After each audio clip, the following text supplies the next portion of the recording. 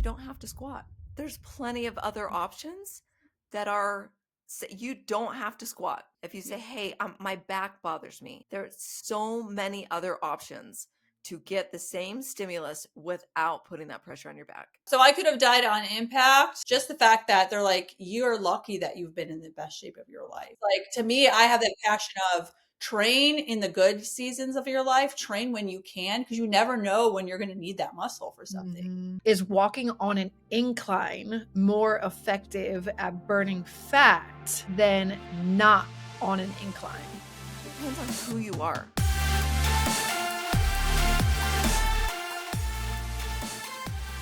What's going on, everybody?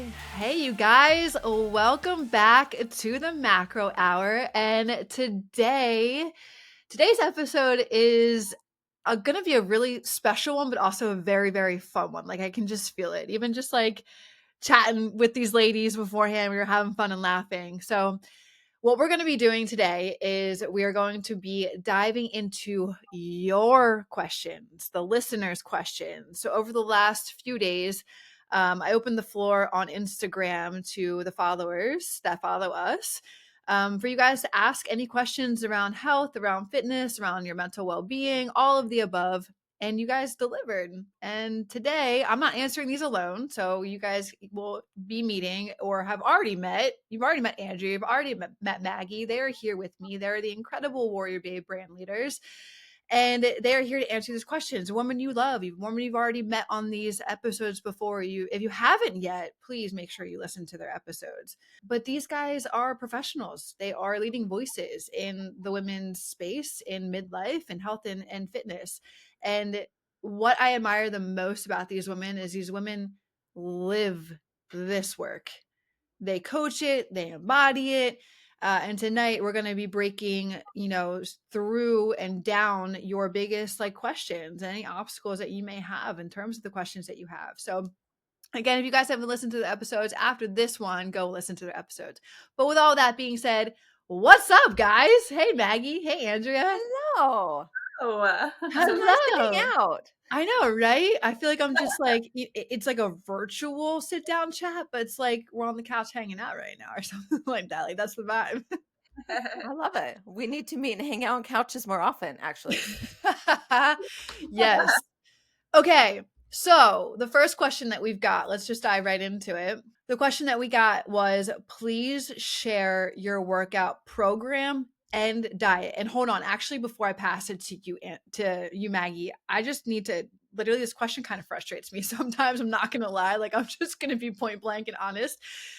I need to put a disclaimer when we answer this question, because our workout programs are specifically unique to what we specifically need and what we're focusing on. So when we answer this, it isn't necessarily meaning that you need to go and follow this workout plan and this diet plan, because it won't work for you. It's not specifically for you. So that's the disclaimer I need to put. With that being said, I'm going to pass the floor to Maggie.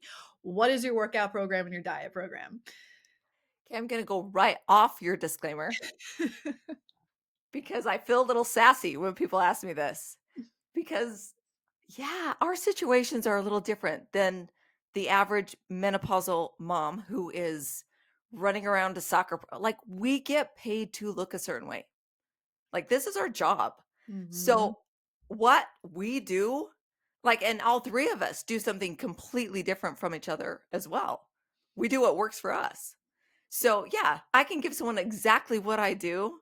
And I know the first thing someone's going to say is, I don't have time for that. Like, I'm not doing, well, yeah, you don't get paid to do it. I wouldn't do it if I were you either. But if you want to optimize your health, you need a coach. If you don't know, you need a coach.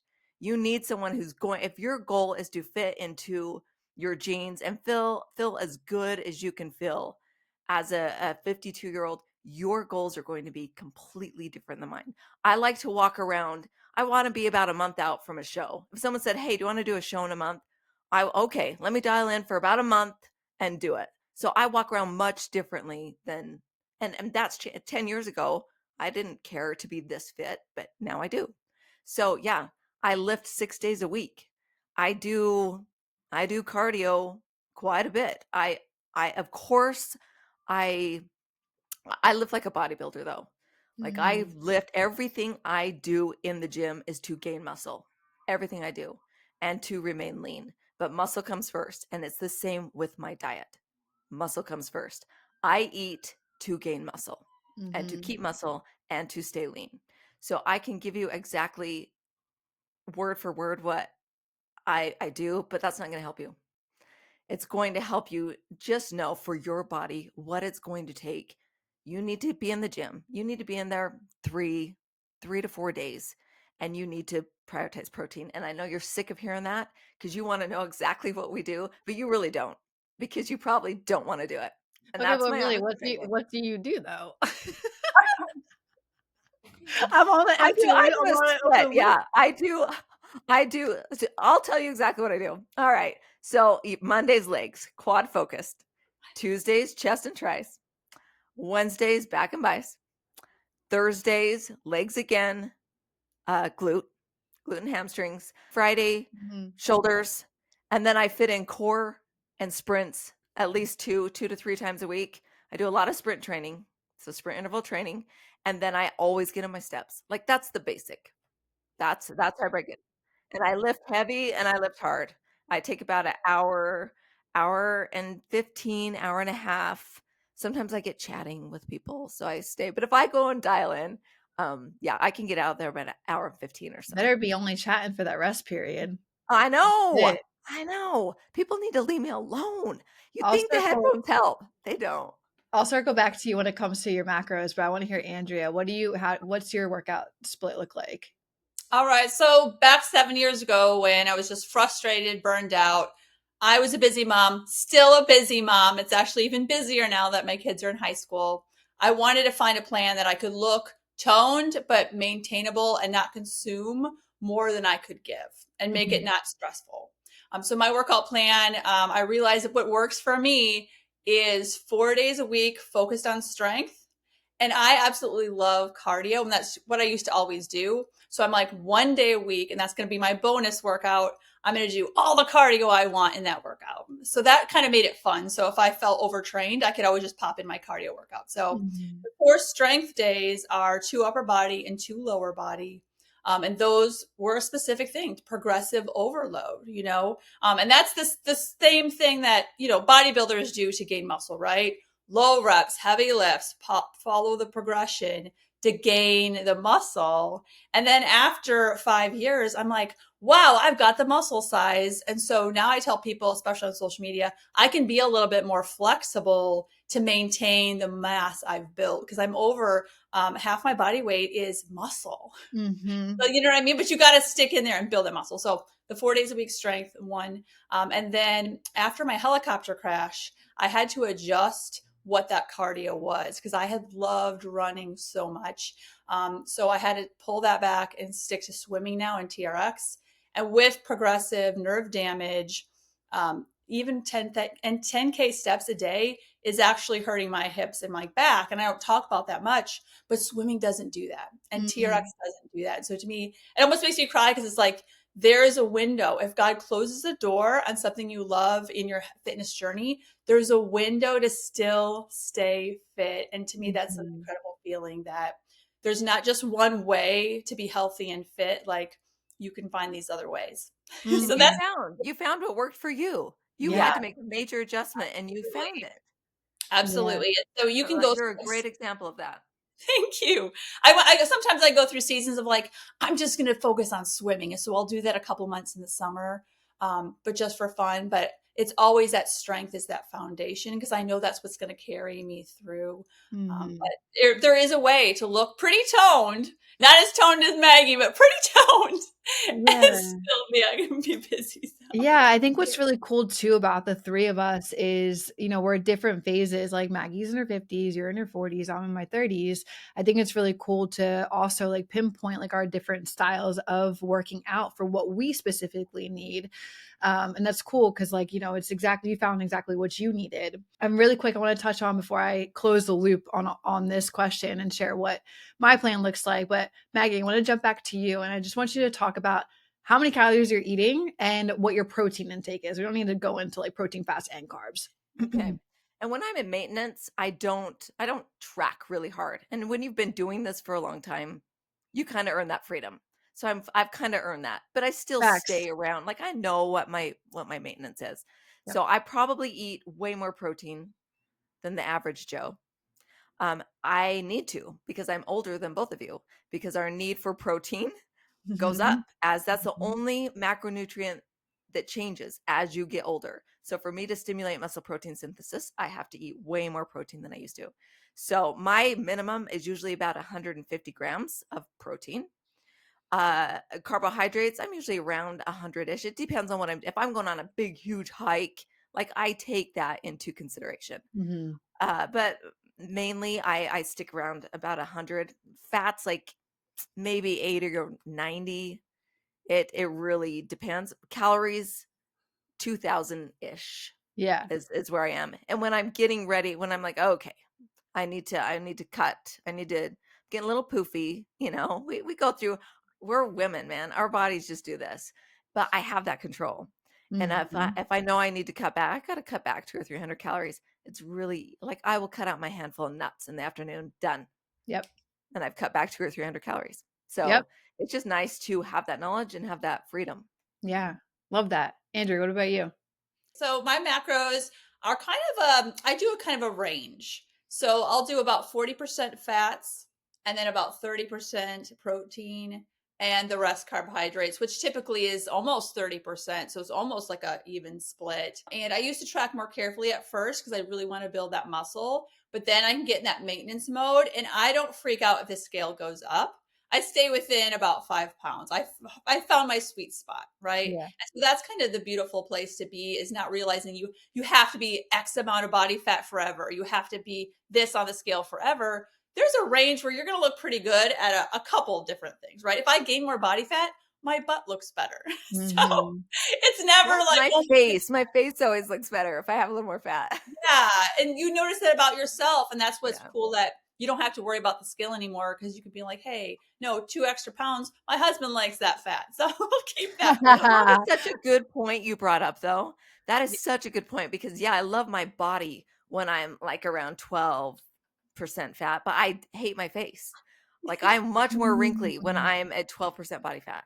So Interesting. there's pros and cons. There's a payoff to be really lean for Yeah, sure. I'm 100%. glad you brought that up. Just to close the loop too for the listeners, if you're wondering what my workout split is like, first of all, I think it's really cool between the three of us that at the beginning of our journey, as we were taking on and learning and trying to understand nutrition and gaining that knowledge, it's like we really focused on the tracking aspect and we really put in that work to on a daily basis of paying attention to this is exactly our protein, this is exactly our carbs, this is exactly our fats, so that we could gain, the freedom that we have now, which is not needing to, I don't track meticulously anymore. I'm more in that like earned intuitive eating, right? There's that intuitive eating that gets thrown around the industry now. And it's like, I intuitively eat, but like, okay, do you really intuitively eat? Or are you just quote unquote eating healthy and it's just, small 3 meals a day? But we've earned that from doing that work. And I think that's really cool to highlight, is because we put in the years of work where a lot of women are like, do I have to track for the rest of my life? No, but you got to put in the work at the beginning of it so that you can earn where you are now. And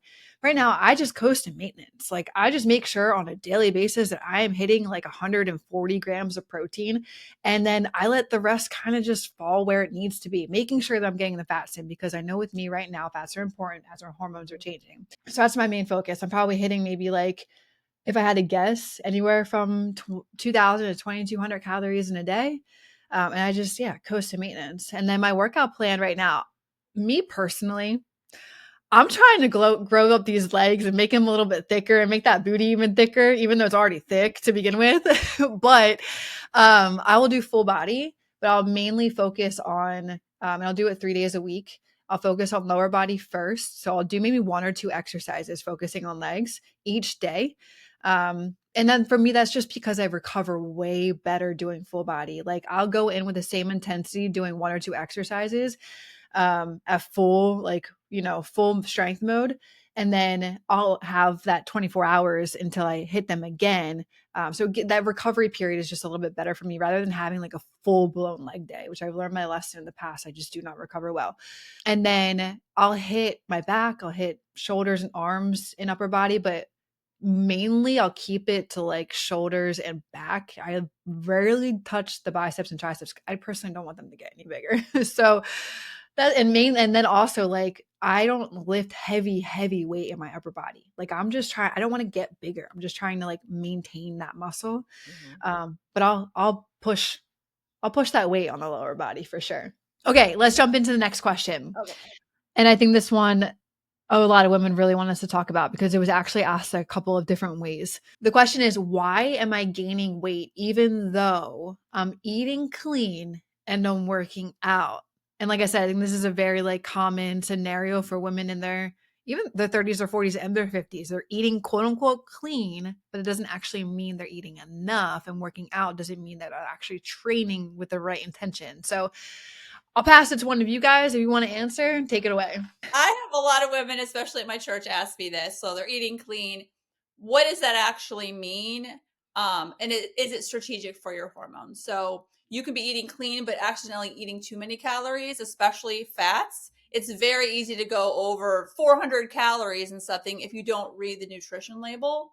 So that's what's nice about tracking is that you understand food and the value of food and macronutrients. You're like, oh, okay, this is why eating clean and I'm still gaining weight.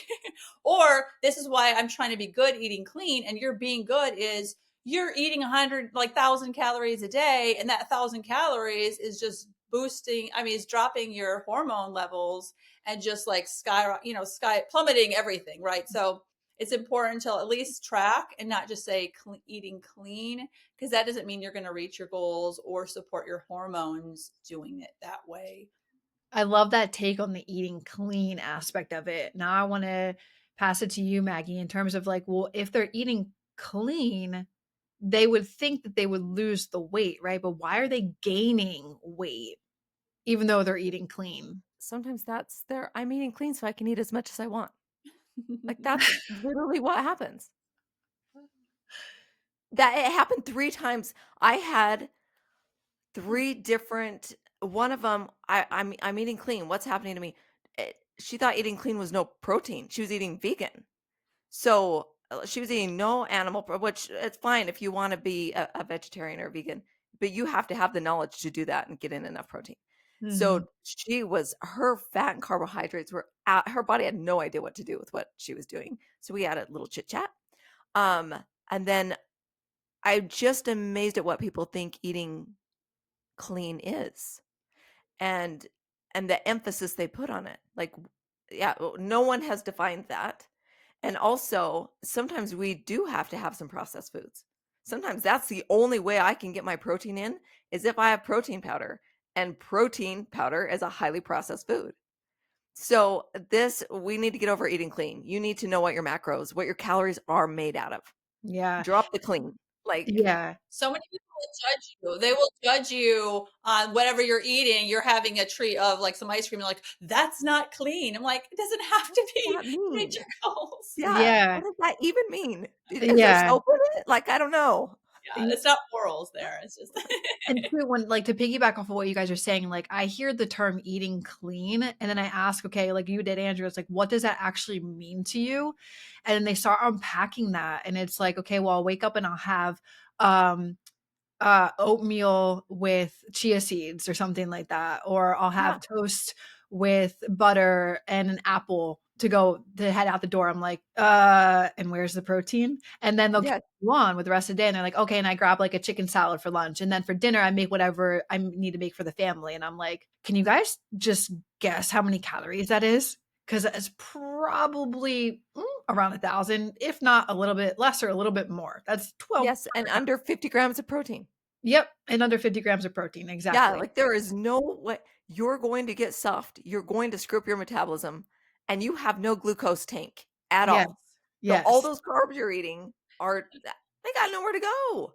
They're still swimming around for your adipose tissue. They just want to go make more fat. Thank you. That's what I was looking for. It's just getting stored like that. And then also And that's why they're gaining the weight, because they're not eating, collectively what we're saying, the right amount of food to fuel the things to happen for them to lose the weight. But also, why don't we unpack this? Because a lot of people get tripped up. When we say that you need to eat more food or the right types of food, they get scared because they're like, well, I'm just going to gain weight that way. Well, yeah, because they have gained weight eating 1,200 calories, so of course they're gonna think that. Well, That's why it takes a you lot of patience too, because it's not eat 1,000 calories and the next day eat 2,000. Like that's setting yourself up for disaster, right? It has to be slow. It has to be patient. And that's what's cool about a coach. They'll help you get there and they'll help you understand that. So, okay, let's piggyback off of that. How do you set and adjust macros? Was a question that came in. So, because I think I want to start with you on this, Andrea, first, because I think that you're incredible at helping women understand the difference between numbers that are just like tracked and numbers that are actually strategically like set. So, how would you break down that for someone? So tracking macros is a little bit tricky, but strategically, that's taking into account your height, your weight, your goals. Have you been dieting for a long period of time? That's going to adjust what the macros should be, because anyone can go and get that macro calculator online, type it in, they're going to shoot out some macros, but that doesn't mean that's going to work for your body or work for your goals. So you have to take in those key things into account and then realize that that's not the Bible now. Like your body's adjusting, your macros need to adjust too, especially if you're experiencing burnout or fatigue. That's when you're like, hey, you need some more carbohydrates. That's why you're experiencing that. Or if you have some sort of hormonal fluctuation, probably need some more fats, or maybe you do need more carbohydrates. And just having that knowledge and understanding of like macros is helping my hormones. I'll have less perimenopause symptoms if I do this. It seems simple, right? Eat more fat, right? And now my hormones feel better. Like, okay, so Yeah. that's that's the difference, is just having that base knowledge. And I think that's what's cool, is like we're kind of teaching that knowledge too. We're not just giving someone a set macros and like, here you go, figure it out after this. It's like, how do you do it for your whole life? How do I do it for 7 years? You have to be willing to adjust that, so. Yeah, I love that. I love making it known why it's important that you're setting the macros in terms of like the protein, fats, and the carbs, like you just talked to. And then I want to pass it to you, Maggie. Like you work with a ton of women that are under fueling themselves and or are afraid of carbs. So what does that look like when you're trying to bring somebody into the macro world and you're like, hey, I need you to eat like 150 grams of carbs. Like how do you help them adjust with that? The first thing I do is I make them track religiously for at least a week. I'd like 2 weeks, and take an average, see what they're actually bringing in. I tell them, don't diet, don't do anything different, which is hard when you're tracking because all of a sudden you start paying attention. Mm-hmm. But I want a baseline. So then I can see, okay, their baseline, maybe they're maybe they're not that bad. Maybe they're at 14, 1,500. Like that's a good starting place.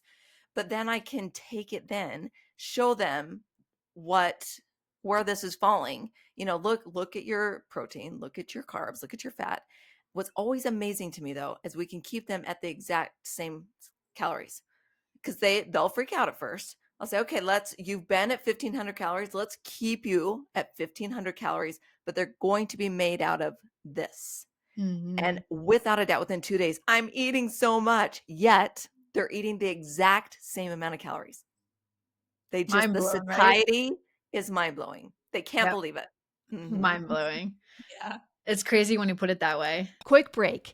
If you're finding this episode helpful so far, it would mean a lot if you could hit pause for just a second, leave a quick rating or a review, or share it with someone who could benefit from it.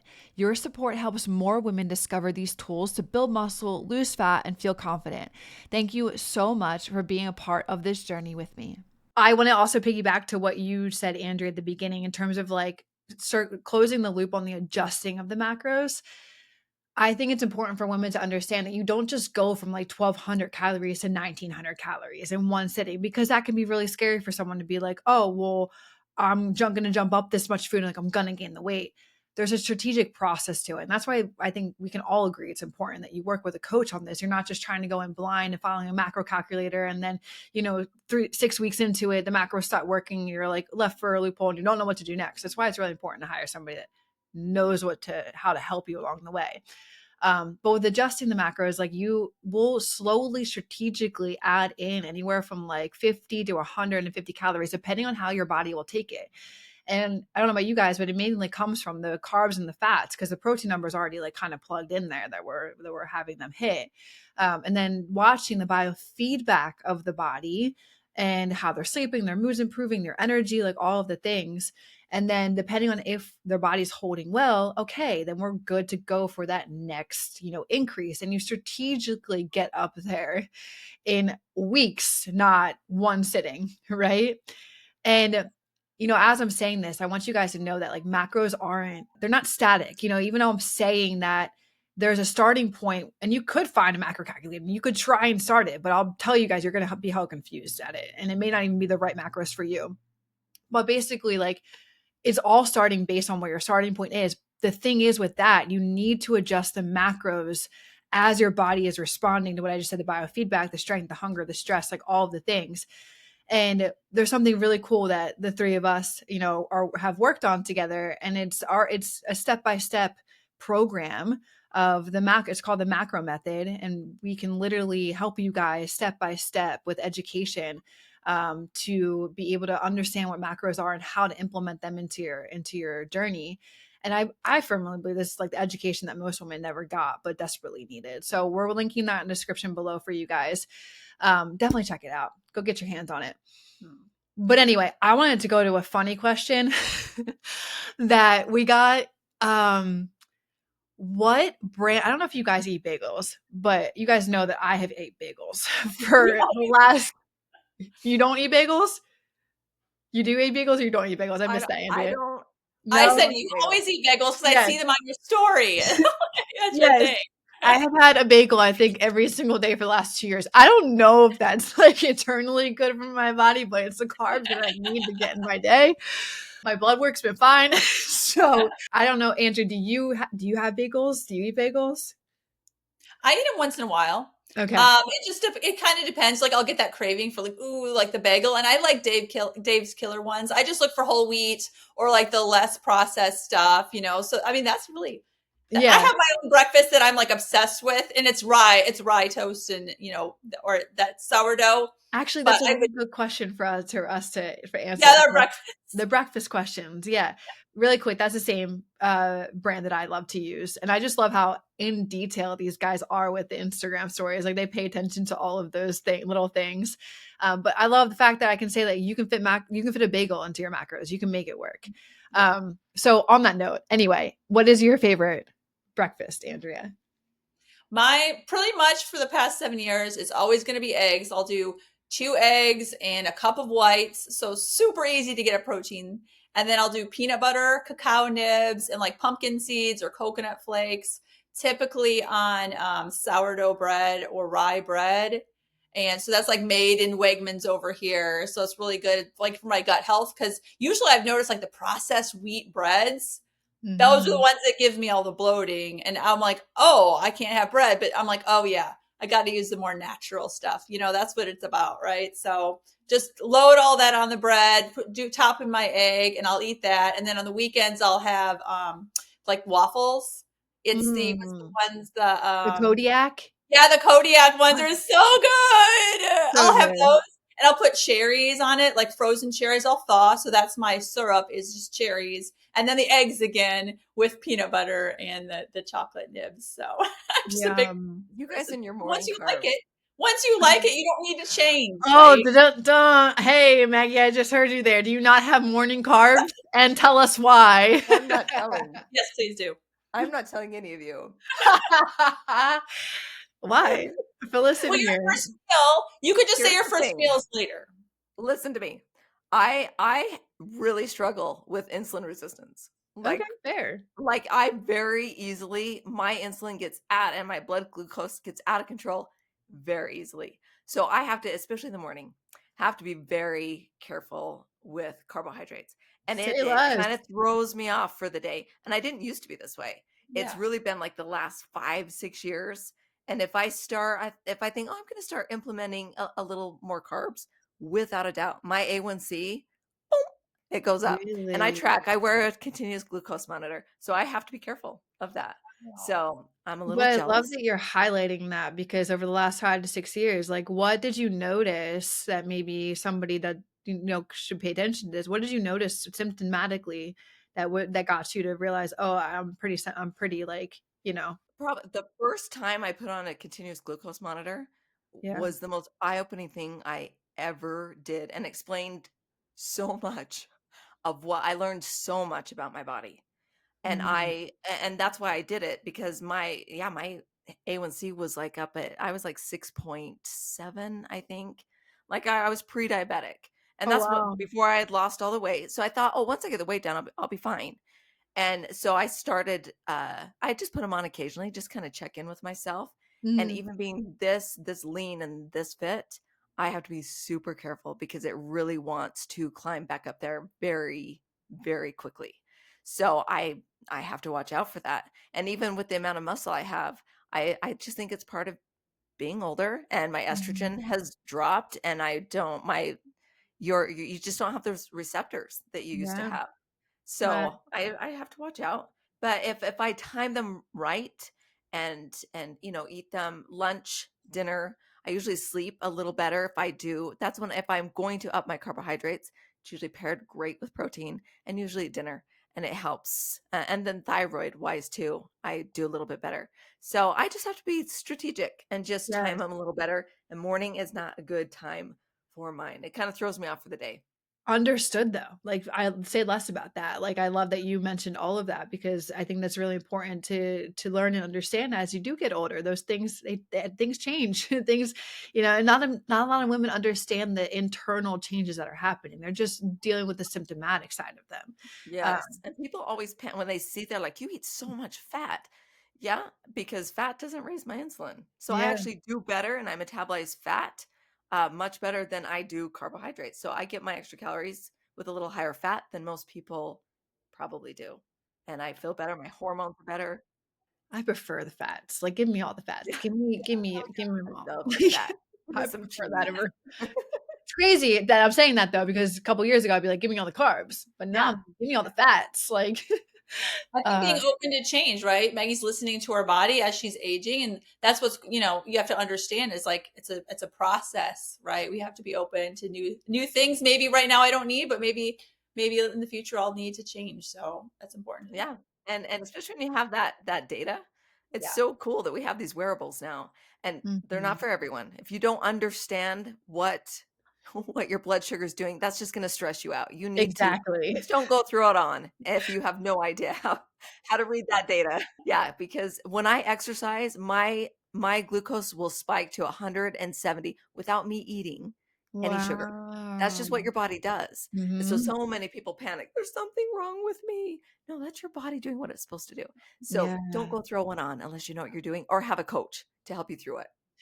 And you know what's cool too? What we're the overall message here right now is the ways that we first started working out, like, or how we first started eating, that's not how we eat or train now. Like, it Mhm. is an evolution of a journey. Like, you just don't do the same workout plan and or the same like macro numbers forever. Like, That's such a good point.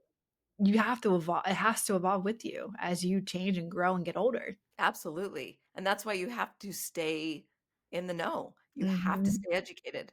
And because new studies are coming out all the time as well. So there's new Mhm. studies, and your body's changing, and you got to put it together. This actually is a good segue into the next question that we got. And I love this Awesome. one because I think we're going to be able to clear up some confusion that women have. And that is the question was, is my metabolism actually slowing down or is that a myth? And so, because this is the thing, like, so many women automatically assume that this, like, their metabolism slowing down means that their body is shutting down. But that's not how the metabolism works. Maggie, I want you to start us off here because you explain this really well. Like, is it actually a myth, or what is happening to our, is it slowing down? Like what is going, what is, how can women understand that, to what's happening to our metabolism as we get older? So studies actually show that your metabolism doesn't really budge from age like 20 to, I think they said age 64. You actually start to see a little bit of change. I think that's what the studies show. Mhm. Granted, your body is showing all the signs of a slowed metabolism, which isn't actually a slowed metabolism. It's a loss of muscle, because age 35 on, you're losing about 1% unless you are intentional about keeping your muscle. So the less muscle you have, the less of a glucose sink you have to use that extra energy. That is what's happening.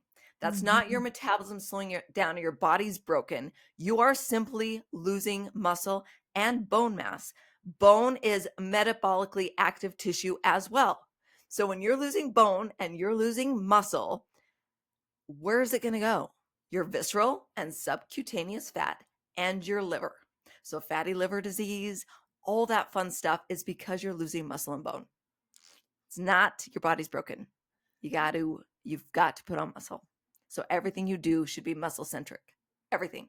I feel like I just need to do like a Amen. mic drop. Like if I had like a full blown like mic right now, just do a drop.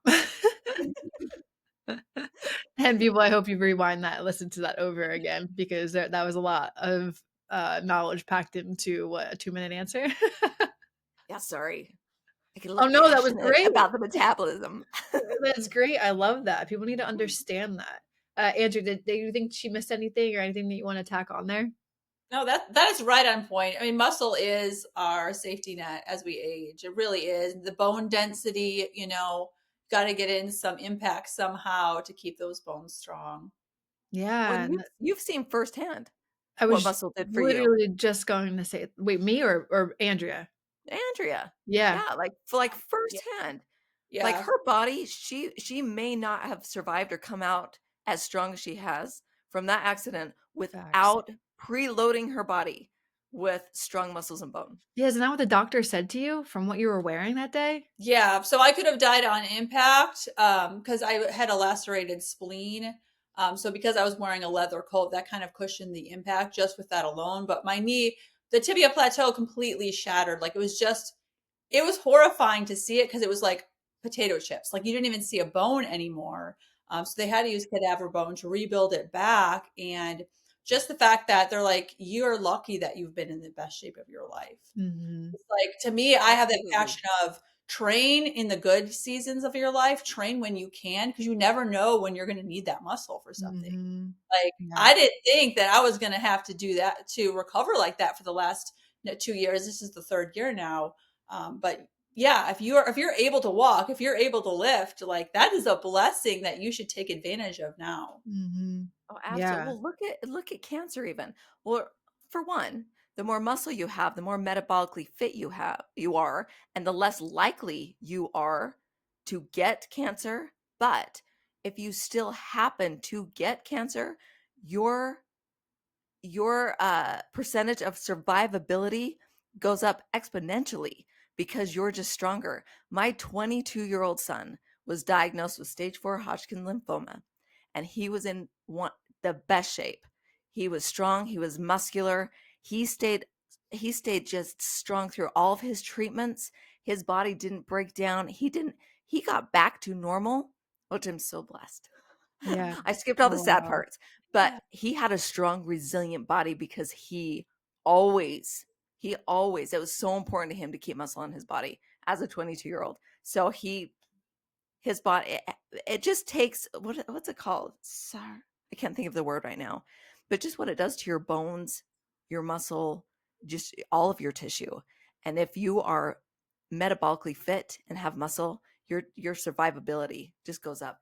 I Yes. think it's like 50%. It's I outrageous. love that, like, we kinda got on this muscle centric, like, to just, like, the answer, a really short, answer that you gave, like, in terms of keep your metabolism isn't slowing down. What happens is you're just losing muscle over time, and that's how we got on the muscle centric. I think from different, this is really cool from different perspectives, one with your son, one with your actual physical, experienced, Andrea. And then from me, my perspective is like, I worked in the emergency room, dude. I saw women coming in, and I took care of my grandmother when she was sick and had a stroke. And I was like, that woman never worked out a day in her life. And like seeing the effects of not having muscle in your body, not just to your metabolism, but to your physical strength. Like women coming in there were so many hip fractures on a daily basis. And then women coming in falling and breaking, an arm or a leg. They're so fragile. And I could look at them, and like what Tony Robbins says, he's like, you can just look at somebody and you can know how they live their life. It's like, these women don't work out a day in their life. So it's like, just taking into consideration that answer plus the muscle centric avenue that we just went. If you are listening right now and ladies, you don't work out, I think it's really important to focus on, not just like, and I think you guys would agree, like not just going to like F45 and Orange Theory, or like those things are good, like they're okay, but it's like really honing in on strength training and like getting into the weight room, getting into the machine room, getting into the barbell room, and using that equipment to build muscle, because that's going to make you physically stronger, but also in turn, it's going to boost your metabolism. It's going to make it stronger. It's going to make it faster, and it's going to get the result that what women want. We haven't even touched on like what you need for stimulus, like how uncomfortable that needs to feel. Oh, right. Yeah. Like, yeah, Making like metabolic stress happen on your body. what does Dr. Vonda Wright said? She calls them the mamby-pamby pink weights. Yeah, it's not going to cut it. Like, good for Yeah. you for doing something fantastic, but you've got to force your body to adapt. Yeah. You can't just go like this. You guys, I know if you're not watching on some video, but like I'm just doing like going through the motions. You can't just go through the motions in your workout. Like you actually have to like make ugly faces, grunt. Like you have to sweat. You You're have to work having a hard. conversation during your set. Or just like at the end, if you don't feel a burn, then what's actually happening? Like the burn, it doesn't count until you start feeling the burn. I think so many women don't realize what that feels like, and it's Yeah. scary to them. They Yeah. start getting to that point, and they're like, "Ooh, ooh," and Okay, well, I'm sure they there's gonna don't be get it. two questions that kind of stem from that. Maybe we can like branch off, because I'm thinking about, okay, the women are either one, they're afraid to get into the gym, they're afraid to use the weights, they're afraid to step in the area where the men are. And then two, in turn, when you want them to lift heavy like we want them to do, they're afraid to get injured. So how can we answer those two things? Maybe let's start with the confidence in the gym first. Just walk in there, ladies. Just get it done. Oh. So speaking to a woman that's maybe always done group classes, I would say grab one of your friends and just have fun in there. Try out all the machines, because the machines, it's harder to hurt yourself, right? So try the machines, get familiar with how they're used, or ask one of the trainers. Trainers always provide those free consultations, because the trainers will show you the form. And once you have the form, you're going to have more confidence because you know what to do. You have a plan in there instead of walk around and like, nobody wants to be that girl fumbling with the machine. I still get embarrassed in new gyms when I have no idea how to work the machine. I do too. Like it never goes away, actually. It goes away. Yeah, it's a new machine. You got to learn new stuff. Yeah, But exactly. rip the Band-Aid off, man. Yeah. Just go do it. Yeah. Or like if they, because the comp for me at the beginning, like I remember getting the plan from my coach, and I just at the end of the day, y'all just get a coach. Like you're saying, like just get a coach. Like they're gonna help you, even if they're not there in the gym. Having the plan, and then what I would do is I would read the plan because there's all an email form. I'd be like, I don't know what this exercise is. I have no idea what this means. I go to YouTube and I would be like, all right, let me see the demonstration of the exercise. And then in my brain, I'm like, okay, cool. I can go in the gym when I can do that. Like that gave me the confidence to be like, oh, I know what I'm doing. I can go walk in the gym and I can do that exercise. Absolutely. The form may take time to get used to, but at least I'm figuring it out. And then once you're in there too, you realize no one's looking at you. Yeah. They're all looking at themselves in the mirror. They don't care what you're doing. They're not even watching you. I used to wear a hat. Just to help. Like that would be my, like that hat. I wish I still had it. I had it for a really long time, but it just was a blinder for me. Like I couldn't, even if people, like you thought people were looking at you, I'm like, I can't see anybody. So like, I'm just in my own space and it helped. Yeah. That's a great idea. Yeah. I don't watch anyone else. So I know they're not watching me. Yeah. Okay, what about the injury side of things? How can we help women? Like when we tell them we want them to squat and they're like, oh, I don't have a spotter, or like we want you to pick up, the heavier weight. Oh, but I'm nervous. Like what would you guys say to them? Perfect your form. Mm. Like form is key. And like for those who even have a coach, they're like, oh, I would never film myself. Filming myself at the beginning helped me realize how obvious it was that my form was off. Because in your Mhm. head, you're like, oh, I can squat. And then you see yourself, you're like, this looks nothing like the video on YouTube or whatever, you know? So that's just a simple way, is the ones that you're not sure of. Just film yourself, or yet again, like, you know, have someone like check your form in person to make sure. Because once you have the form down, it's harder. Or don't be afraid to drop weight Yeah. Yep. and be And patient, because you know how fast women try to like, okay, I got to lift heavy. I'm going to go up 20, 30 pounds every week. Well, it's too fast. You got to be patient for that muscle growth, right, Maggie? Like it takes a while. a long, long time. Yeah. And then Facts. also, you don't have to squat. There's plenty of other options that are you don't have to squat.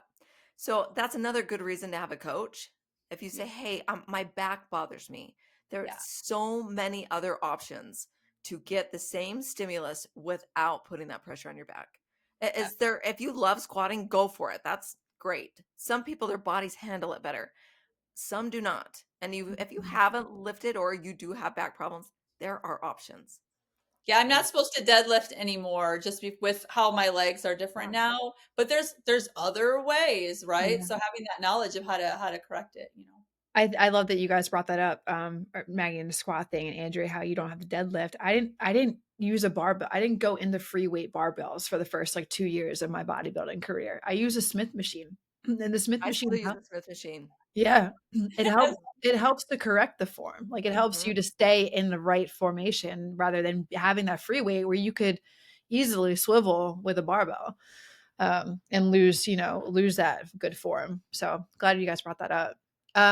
Okay, next question is actually a pretty good question. I'm curious, Maggie. I want you to take this one first because I believe that you'll break it down really well, especially for women who rely on walking on a treadmill for their cardio. But the question was, is walking on an incline more effective at burning fat than not on an incline? Depends on who you are. I love that answer. Yeah, there is so many layers. It's like, Brilliant. let me just figure There, out your story first. like this is a huge cardio onion. Yeah. There's so many layers. So, okay, you're a sedentary person, you have a desk job, you haven't moved forever. Hmm. That just walking at a little bit faster pace than your average walk down the mall, that's going to get you right where you need to be. If you are someone who is extra fit and you need a little bit more stimulus, you're going to need a little bit of an incline. Part of this is knowing, being familiar with what happens to your body and what fuel sources you're burning based on what zone you're in. Mhm. And we can talk about zone 1, 2, 3, 4, and 5. Some people even use 6. And you can do the math. It's like There's 220 minus your 6? age. Yeah. I've seen zone 6 lately. Holy cow. Minus your age. We got to talk to Peter T about that. See what he says. Um, you can do all that. The easiest way is just to do the talk test.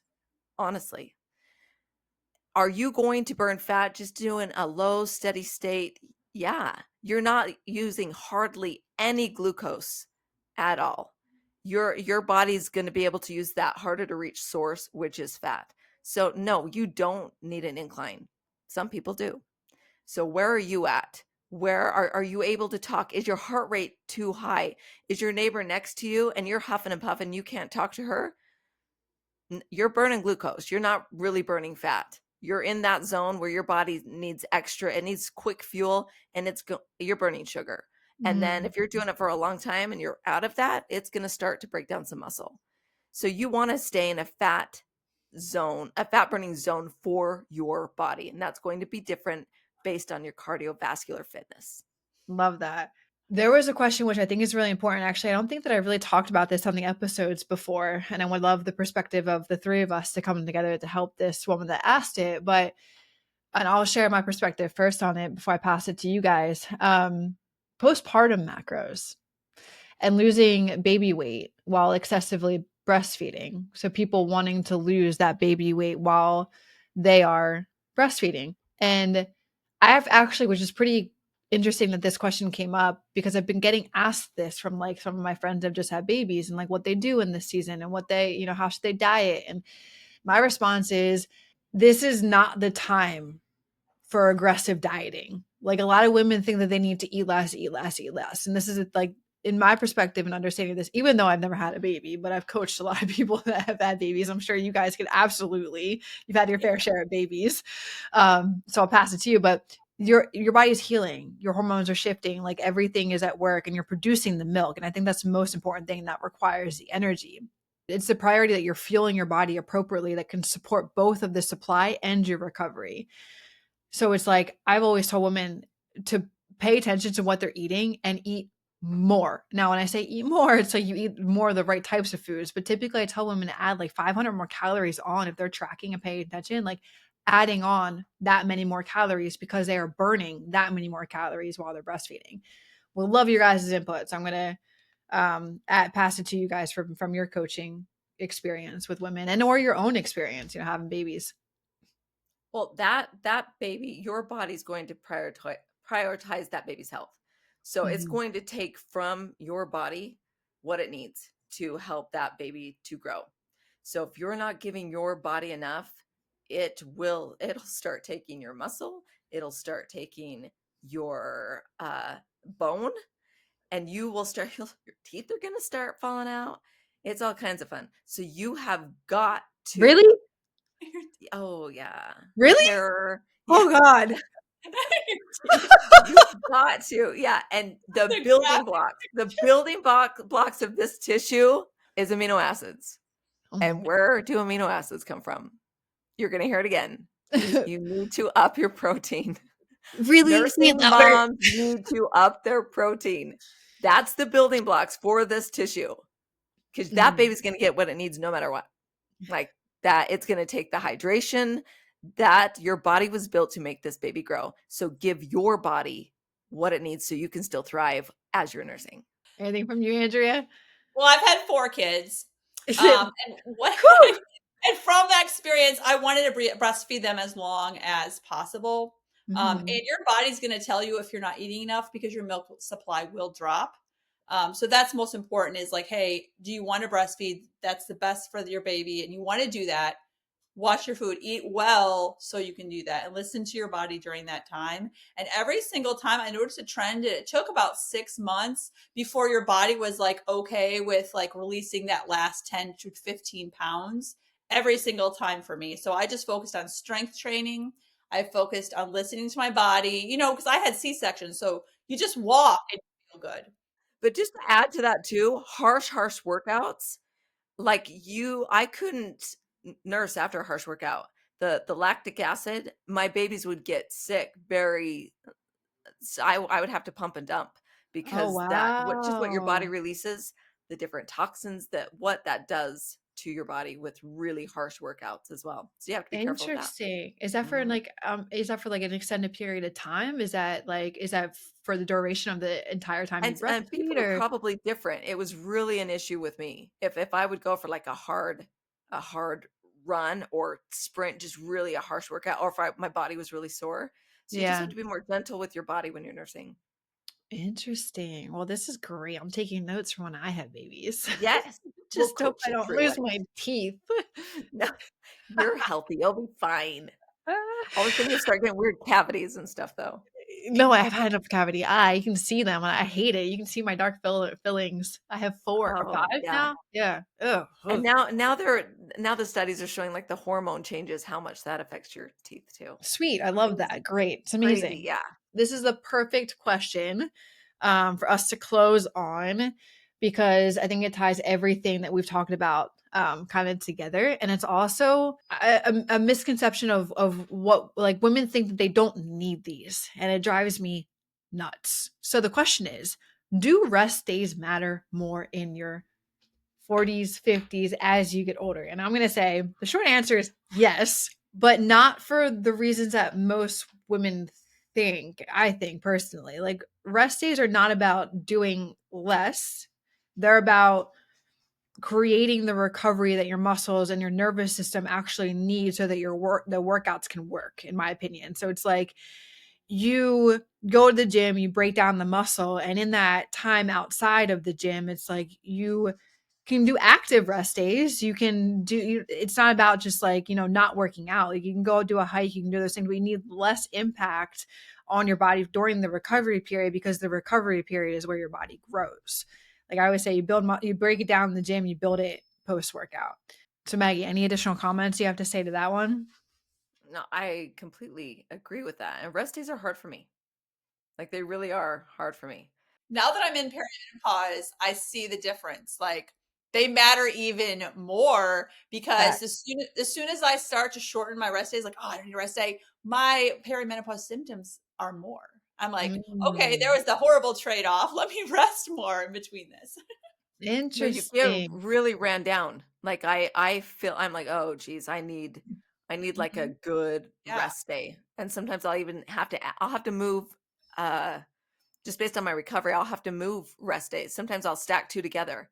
And then I just know I just start performing worse in the gym. My Yeah. recovery's horrible. I start to feel stressed out, overwhelmed. So that's completely hormonal. Maggie and I have talked Completely. about ghrelin too. That's your hunger hormone. That's horribly affected if I'm overtraining. So yeah, if you want to stay lean, it's easier if you rest more. And for you, is your ghrelin, when you say it's over, do you experience more hunger? Or do you experience it completely like you're not hungry at all? More What hunger. More more hunger, hungry? more issue of like temptation to just eat all the sugar and like never feel satisfied. And then I'm wired at night. I'm like, hold up, you know? Yeah. See, and that kind of the opposite happens to me. When I'm really pushing hard in the gym, my leptin goes up. So I'm Mhm. not as hungry. And then I know I'm not eating enough to keep that muscle. That actually happened to me. I kind of did this challenge the last 8 weeks and it was hard. It was really hard. And I was not, I'm like, I can't eat. I can't eat. And I thought I'm doing all this work in the gym and I'm not hungry enough to get in the protein I need to actually benefit from these workouts. And I was shot. So I had to back off a little bit Yeah. because yeah, my body was not responding well. That's a good point to bring up because a lot of women say they're never ever hungry. And by realizing that's a hormone that you can, help support is important. Yeah, and different exercises. So sometimes lifting will make you that leptin go up. So that's Mhm. satiety, you're not as hungry. And then a lot of times cardio, if you're doing more cardio, that's when you're ghrelin, you get a little more hungry because you're really burning through the blood sugar. And I know I Yeah. grew up in the 80s where you're just so terrified of gaining body fat sometimes that you're like, I have to work out more though. I have to keep going. Like, Yes. let's ignore the hormones. But that's not true. And that's the beauty of understanding macros and nutrition is like you can rest a little bit more, work out a little bit less, and still be getting results. Even better results. Yes. Mhm. If Yeah. this was 15 years ago, I would have been, "Yay, I'm not hungry. I'm gonna drop some weight." Oh, And isn't Like this that time I was like, more "Dang cardio. it. I should be building some major muscle right now with all this work I'm doing." So it was the opposite. I need to eat Yes. more, and it actually is so much better to be on that end of it and have that freedom.